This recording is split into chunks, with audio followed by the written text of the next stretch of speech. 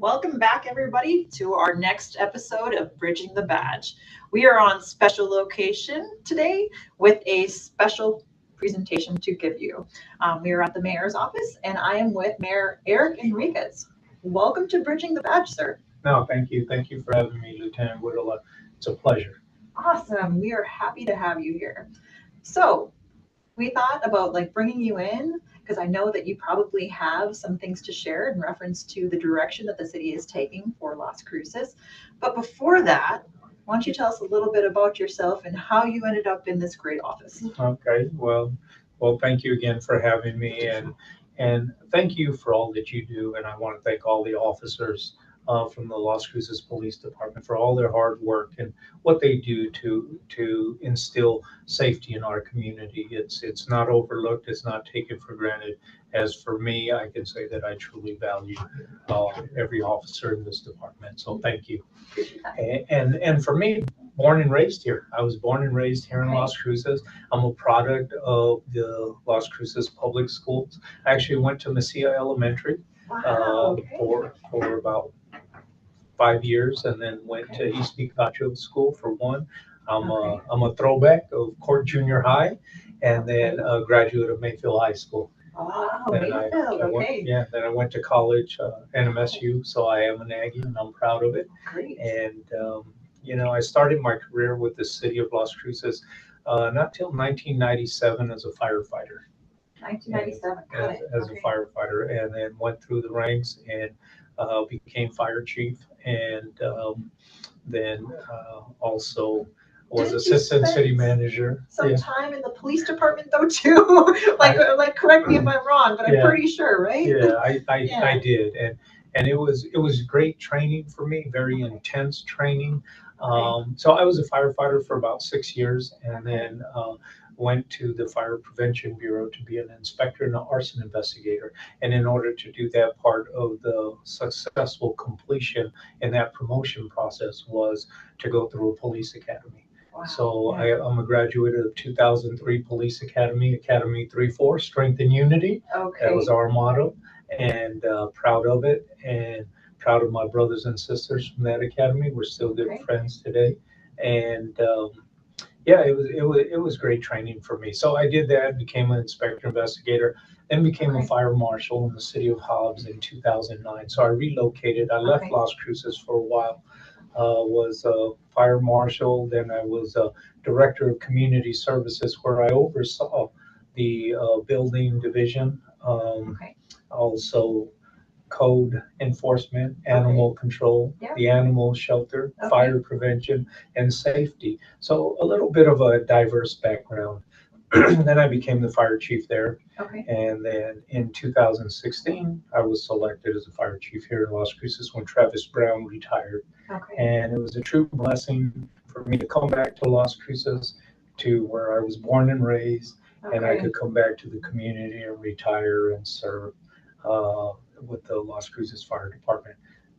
But then I decided to go and be assistant city manager for a couple of years, bringing some of that diversity to the organization and for myself, for growth and development. I always thought being an assistant city manager would give me an opportunity to help leaders lead. And I did that for a couple of years, and I retired. And then I was retired for 8 months, and I was going to say, you didn't stay retired. No, I didn't stay. No. You tell me I'm not very good at that. And I decided to run for mayor, and I was elected. And I thank the people in Las Cruces for voting for me, for trusting me, and for having the confidence in me to be their mayor. Great. So very well-rounded perspective, and have seen Las Cruces change then over the years. Yes. With that, if you were talking to somebody that just moved here a couple months ago, and they were asking you, well, tell me about Las Cruces, how would you describe Las Cruces in a couple sentences? Well, I would say Las Cruces is beautiful. Las Cruces is friendly. Las Cruces is diverse. We have a lot of sunshine, and we have great food, great green chili. So there's no reason why you shouldn't be happy here. You're going to love it. Yes. Very true. Yeah. Well, sir, one of the reasons that we wanted to have you on Bridging the Badge was to go over the topic of public safety. And so, since you've been in office, what kind of steps have we taken to address the public safety concerns? Because I know we hear it a lot that Las Cruces is no longer that safe place that I grew up in. Oh. And I know that we're trying to address it, but how at the city level are we addressing it? Right, and you're absolutely correct. That's one of the reasons why I ran for mayor. I had so many people in this community come to me and say, with your background, your experience, why don't you run for mayor and help Las Cruces become what it used to be? This is not the community that we grew up in. It's not safe, and we're just having a difficult time, whether we're a small business owner or just even a family. Even I would tell my wife, if you don't get yourself done, your shopping or any errands that you need to run, if you don't get it done before dark, just get home, because times have changed. And to me, that was not a good quality of life. That's a big reason why I ran for mayor, was because, well, you would understand this. It was a time to answer the call. The community was asking for help. They were calling out and saying, let's make Las Cruces safer. So I'm answering the call, and what I can share with you is for me, it was like, number one, we have to value our police officers. We have to value them and show them that they are valued, and we care about them, and we support them. And I feel as a mayor and council, we do that. I feel as a mayor going through a police academy, it's like, it's my duty and my obligation. But I have shared this story with others at different meetings, and even upstate last year at the state legislation. I said, let's not let history repeat itself. When I had the honor and the privilege of going with my father, who was a Korean veteran, on an honor flight. And it was so beautiful to see how people treat the veterans now at the different airports and everything else, and how they felt that they're valued. And thank you for your service. Yeah. But the stories that the Vietnam and the Korean veterans shared was when they came back home from the war, they were taunted. They were called names. They were spit at. They would change at the airport into civilian clothes so that they wouldn't be recognized as military. And so what I say, the lesson that we learned from there is like, don't blame the soldier for the war. And we cannot blame our police officers for what's going on. They're doing the best they can. Let's not blame the soldiers. As a daughter with a Vietnam vet father, I appreciate that. Yeah. I appreciate that. And those are the lessons that we have to learn. So number one is value. Let's value our officers that are out there every day, and their family is hoping that they come home at the end of the day. And so that's number one. Number two was our municipal court. So you go back to data and information and the knowledge so that you can make good decisions. So I met with Chief Story, and when he showed me some of the data that we have for petty crime, we have repeat offenders. We had 43 individuals that had 10 or more crimes. And they're still committing the crimes. They're still, so just do the math. That's 43 times 10 is 430 crimes. That's unacceptable. And so what do we have to do about it? So the first thing we had to do was make sure that we had a judge that would embrace and work with an outreach court. And so we've done that. So with an outreach court, we have a case manager. Which is brand new. Yes, all this is brand new. And now we're going to have a prosecutor prosecuting cases instead of police officers who are trained to be out in the street or in the courtroom handling cases. And if they're out in the street working, then they can't show up to court. These people are free to go because their case is dismissed. So we had to hone in on the municipal court system. So we have 2 judges, we have a case manager. We're looking at a public defender as well. We're looking at a prosecutor that will be starting pretty soon. And so all of those things were much needed. But what we have today, in the first 2 months, of an outreach court, we had 58 individuals going to treatment. So we haven't gotten a new updated data information sheet on the court. Okay. But the one that the older one that I've seen was just in the first 2 months we had 58. So it's going to work because we're holding people accountable. We know who they are. We're getting them the help they need. Incarceration is not the only answer. But if you continue to repeat and repeat and repeat, well, then that's going to be an option. But the first option is to seek treatment and to help them. So that was number one for us, was the first bite out of the elephant, was what can we do about our municipal court and try to prevent all the repeat offenders and the repeated crimes. Because I mean, you all are on the boots on the ground, and you all are having to combat this, and it's horrible when you pick somebody up, and as you're driving them to the correction facility, they're already telling you, I'll be back at the scene before you answer, before you're done with your next call. That's demoralizing. So those are the things that I listen, and I have a great rapport with officers and with the court system and our legal department, and even our legal department. Brad Douglas is now our city attorney and doing a great job. He has 4 attorneys under him. So we're moving in the right direction for public safety through the court system as well. That's great, sir. So to recap, since you've been in office, what we've been able to do is really take a look at the data and the information. So using evidence-based policing, taking a look at the recidivism rates specific to our misdemeanor court, which if you look at any kind of law enforcement context, does actually make a difference when it comes to those felony crimes too. And so taking a look specifically at that and then trying to think bigger picture and how we can address those needs. And so instead of a municipal court where it was either a fine or you're facing jail time, right now, and we have this option with the case manager where what you said is we have referrals taking place where, again, bigger picture, these individuals hopefully can get the help that they need, whether that be some kind of mental health, whether that be some kind of drug rehabilitation treatment. That's wonderful. And so it does, like, how did you phrase it? A bite out of the elephant? Yeah, the first bite out of the elephant. First bite out of the elephant. Okay. And so with that, like first steps, I know we've had some ordinance changes as well. That's correct. Okay. We passed a couple of ordinances that were somewhat controversial in our community, but one of the things is the no soliciting.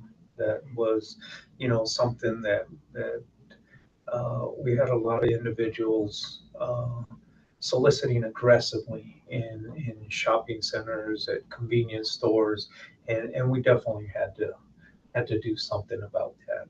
And I could say it's unfortunate that something bad has to happen to be a catalyst for some of these ordinances. And back on February 11th, when we lost Officer Jonah Hernandez, it really demonstrated to this community that if you think we're safe, we're not. We need to do something. We need to put some ordinances. We need to put some policies. We need to help these people that are out in the streets that need help too. We need to find them treatment. We need to find answers, and we're not going to do it by just doing the same thing over and over. We need to put some limits.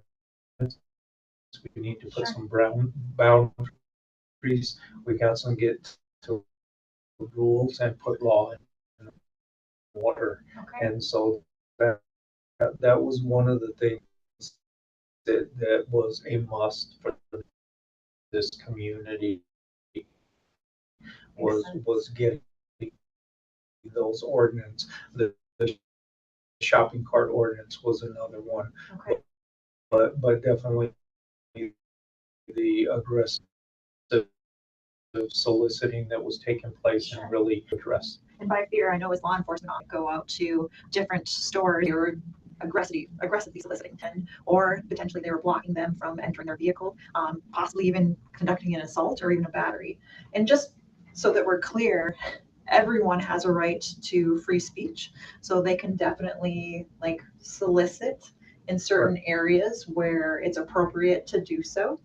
However, again, we created that ordinance as a safety precaution where potentially other crimes are taking place as well, such as an assault. Yeah. No, Yeah. that's exactly what we needed. Like I said, there's got to be some limits, there's got to be some boundaries, but nothing was ever to take away anyone's rights. Yeah. And I like how you said that we're changing, because to me that says that it, as a city and even in a mayor's shoes, that we adapt to make changes in order to think of what's best for our community at large. Right. So I appreciate that. Yeah, and there's a lot more to do. Okay. Yeah. So with that, where are we going next? We talked about the shopping cart ordinance, and and I wanted to share a little bit of light on that. Was, because that one was very controversial, and I understand why people are coming and saying, why are you so worried about shopping carts when our police officers have real crime to fight? Well, what a lot of people don't understand is with all these shopping carts all over town, people are calling in public nuisance, whether it's a business, whether it's a residence, and police are having to address those anyway. But it's not black and white. And it's hard to live in that gray area, especially as an officer. So having this shopping cart ordinance allows police officers to take charge, hold owners accountable. That's what I've always said is like, I can't complain if my truck gets stolen if I leave the door open and the keys in the truck. It's like it's going to happen. That's part of that is on you. So we do have that for some of the big boxes and taking care of their property and not letting it just wander off. But that again, the limits, the boundaries, if we want treatment. So we're trying to treat our city to be in a safe place, to have a good quality of life. So we need some of those rules in place. But this shopping cart ordinance is really for the boots on the ground that are having to address this repeatedly. Sure. That now we can get that out of the way and they can go on to do their job, what they were trained to do. And I hear you saying that it's addressing the public nuisance aspect of it, which we would have to address already anyways. Yes. But not only that, then it is also going hand in hand, I imagine, with that whole municipal court system that we're creating with that case manager. Yeah. Okay. No, and it's true. And if we didn't have the municipal court first, then we'd have individuals with the shopping carts, and what do we do with them? Yeah. And so at least now, if we didn't have some form there and of treatment, and we don't have the shopping cart, we're never going to get them to the treatment. Sure. We'll never get them there. So Sure. that's part of it. And then, we talk about what's next and what are some of the things. Well, what we're lacking is long-term care. Okay. We need mental long-term care. We need infrastructure. We need providers. So those are some of the things that also we need to continue to work on, and hopefully we can get the state and our legislators and our governor to help us with some of those things. So how do we do that? You're talking legislation. You're talking like, are there plans? Yeah, there is, and me personally, I can say what I'm working on is I just got elected to be the chair of the Mayor's Caucus through the Municipal League.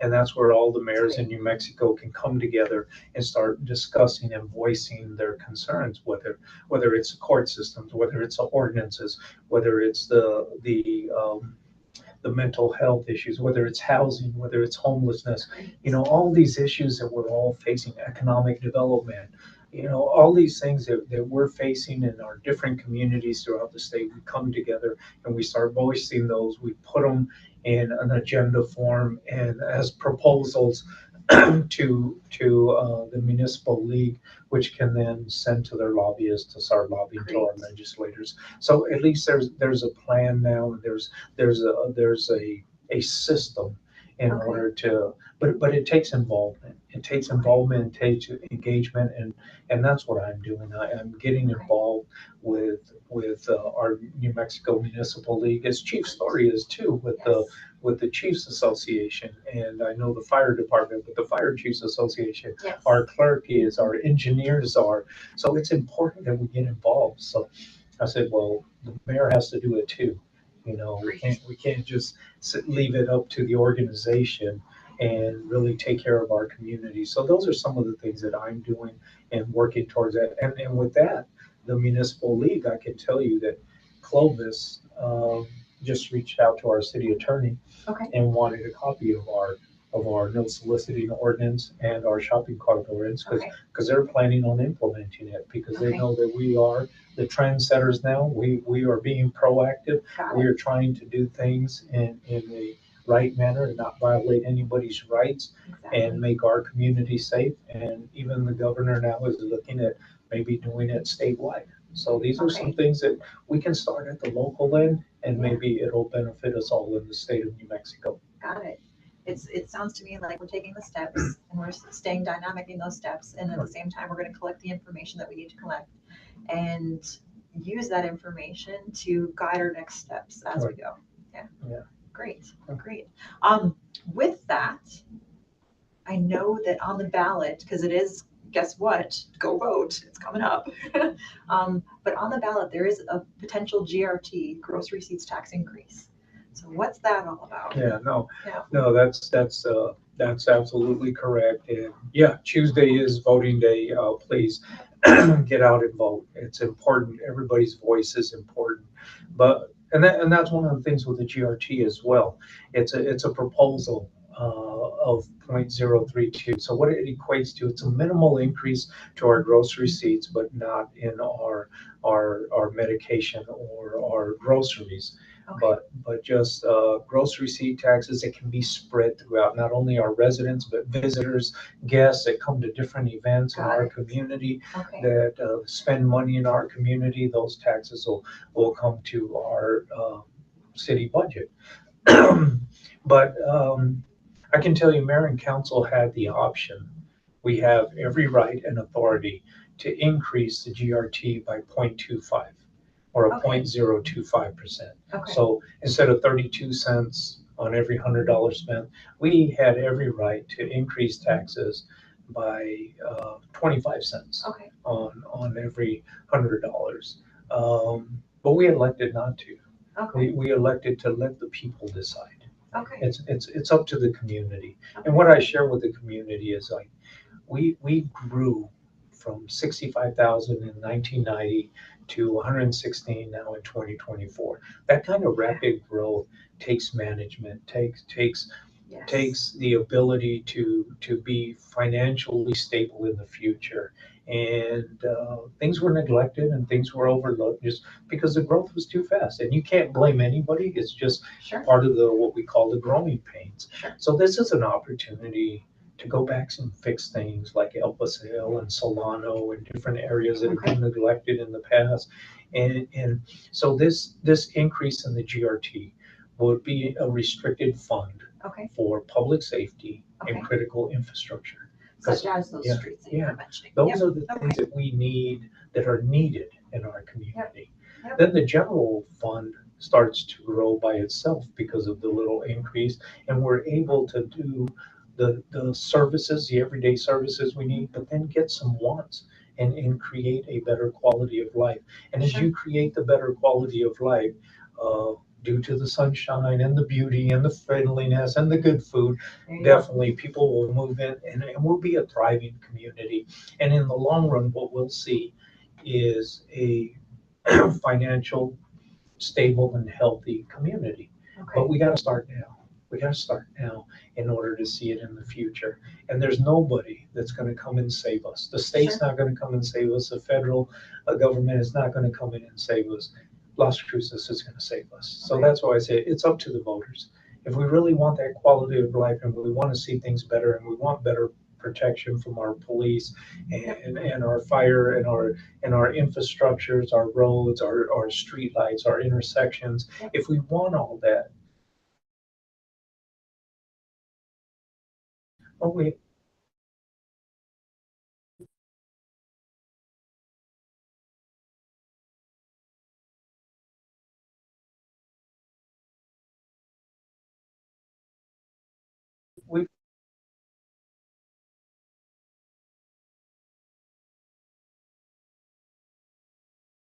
pay a little bit for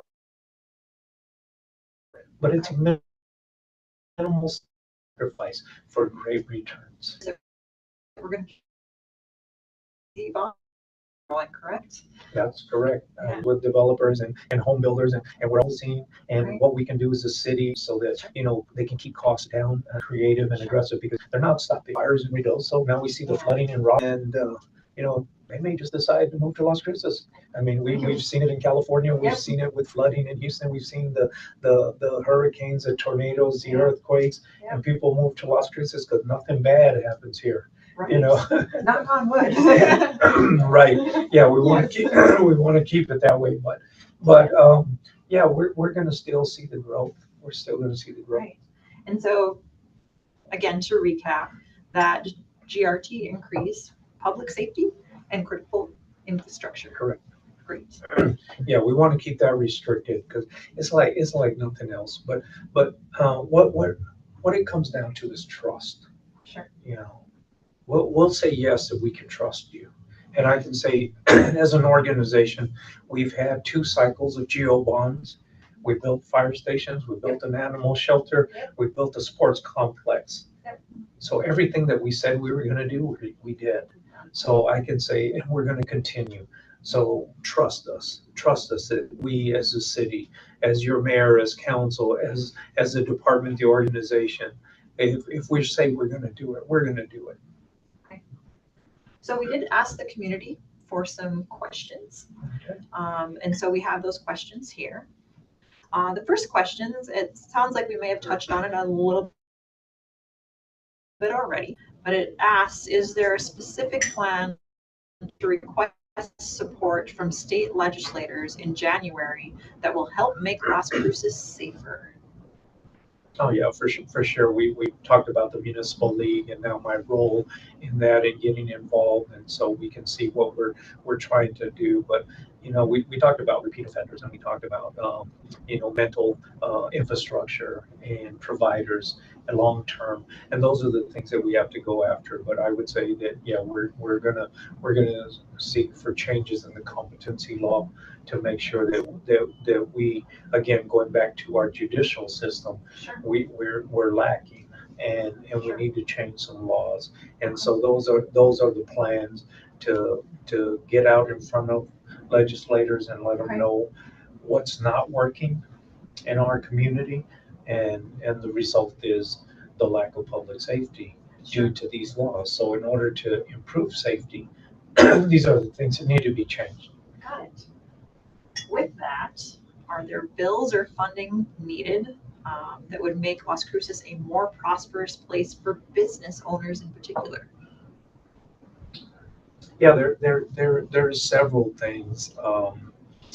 I know there was, for public safety, there was certain bills that came in for the fire department in the years past. I remember being a fire chief and we'd get like $20,000 for EMS. It was like, you didn't spend it till the last one you needed some little small item. And now they've changed bills that they're getting a percentage of tax. So there's like $11 million that come into EMS funding for the state that will help. So those are the things that we've got to look at for public safety, for law enforcement, for police. But also, in order to thrive as a community, one of the key components is economic development.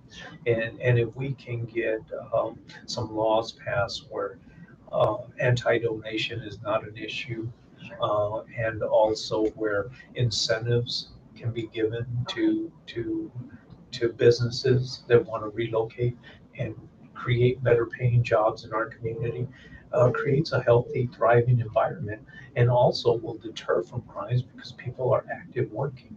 And so there's different components that interact with each other, and those are some of the bills I would say that economic development is huge for our state.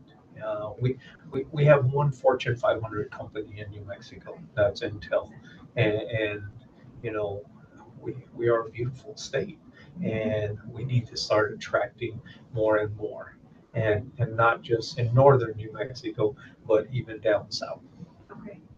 Yep. And then growth in economic developments leads to a safer community. Yes. Okay. Great. I promise I did not submit this next question, but we did have one of the questions come in on the social media platform that asks, is there a plan for more police officers? Yes, there is, I would say, always support for it. What we need to do is, is really dig a little deeper for the data. I truly believe that we need it, and I think there's a lot of things that we can do. I know that we already have incentive uh, sign-on bonuses for officers. I think we've increased the pay for officers, starting out. So those are all incentives to attract and get more officers. But that's really just to fill the positions that we're lacking. But what are the positions that we really need? I think we need to, I know in the fire department, we had a ratio, and some were like 2 for every 1,000, and we got to figure out what that ratio is for our area, because our area is a little bit more remote than you would say New York or Chicago. So, but then they have the population, and then you have another place that maybe doesn't have the population, but doesn't have the area to cover as we do. So we have to take all that into account and see how many officers we really need. And then we start doing the incentives and initiatives. But at the state level, I've shared that maybe we can start looking at our mortgage finance authority. We can start drafting some bills and incentives for our police and fire, and I would even say educators in our state that get a lower interest rate to buy a home. And that's a great way to help officers, to get a great career, and then also live in the community and have a good quality of life, because it's affordable. And it's an incentive, I think, that we can look at for our officers. So always looking. I think the plans we have in place are the incentives, but I think we can do more. I think there's a lot more that we can do to really help our law enforcement, not only in Las Cruces, but the whole state of New Mexico. Exactly. And what a great idea to incentivize it, as far as like lowering that mortgage rate for that profession, but like possibly teachers too. Right. Yeah, that's a great idea. Just mind you, like, I feel like it would behoove me if I didn't like plug recruiting at this moment. We are recruiting. If you are interested, you can go to the City of Las Cruces website and go to the police department. You can apply online for our next police academy. Mind you, we do have some recruiting incentives. Our basic sign-on incentive is $11,000. Our other incentives include, if you have an associate's degree, it's $15,000. A bachelor's with honor military-wise, it's $20,000. If your bachelor's degree is in sociology, criminal justice, or criminology, it's $25,000. And then if you have a master's degree in sociology, criminal justice, or criminology, it's actually $30,000 as that sign-on bonus. Again, join at lascrucespd.com. Oh, that's great. I'd like to add to that. I've been through two academies, a fire academy and a police academy. And to me, it's the greatest training that I ever received. The fire academy was 15 weeks of training. The police academy was 26 weeks of training. I would say the police was a little bit more intense. I'm not going to lie, but great training, great training. It's made me who I am today. And I would say that for anyone that's interested in a great career, not a job, but a career. Look at public safety, and we've got great opportunities. We've got great leaders. We got great co-workers. It's a great environment to be in, and so things are only going to get better. And why not join us for the betterment? Yep, and I agree with you. It's a calling, and on top of that, you get to live in beautiful Las Cruces. That's right. So, final question of the evening, sir. And I have to ask it. You're a Las Cruces native. What's your favorite go-to meal being a Las Cruces native and having all the good food here? Well, I can't say a specific restaurant, but I can always say that even growing up here, when people would ask me, where's your favorite restaurant? I couldn't answer, because I'd go to my grandma's and eat. And then go to my mom's and eat. So I can tell you that the best food in Las Cruces is la comida de la casa. Home cooked meals are the best. But my go-to at a restaurant is always a combination. A combination plate. I like to get a taco. I like to get a tamal. I like to get a relleno. I like to get a little bit of everything when I go to a restaurant. I want a little bit of all. In the wintertime, red chili. In the summertime, green. But yes, Christmas. But I'll take it all. I love it. Great. Well, thank you so much, No, sir. thank you. Like, we appreciate you showing up and being on our Bridging the Badge episode and giving our community a little bit more of an education about where we're going as far as those public safety concerns. No, well, thank you. And again, I cannot say it enough. Thank you for all that you do.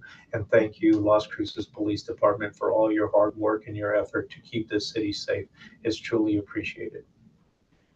Thank you, community. Thanks for tuning in for this episode of Bridging the Badge. We will be back again next month. For right now, we're going to say sign off and see you later, and make sure you stay safe.